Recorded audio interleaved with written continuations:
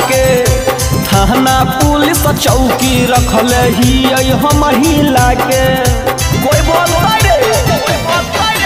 हमहू रंगदार ही अपना जिला के थाना पुलिस चौकी रखले ही हम हिला के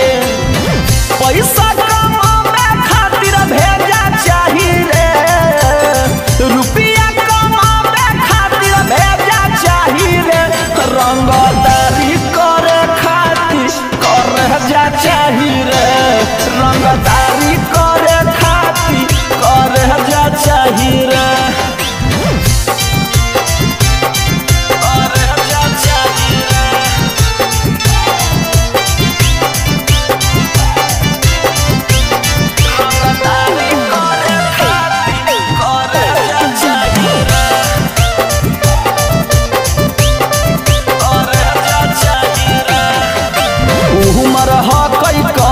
गोली बम रखिए साथ में हर दम रही थाना हमारे तलाश में उमर कई कम गोली बम रखिए साथ में हर दम रही थाना हमारे तलाश में घूमे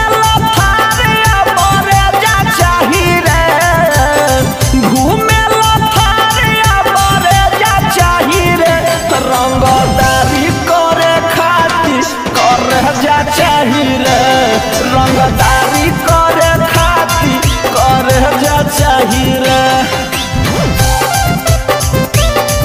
करे जा चाही रे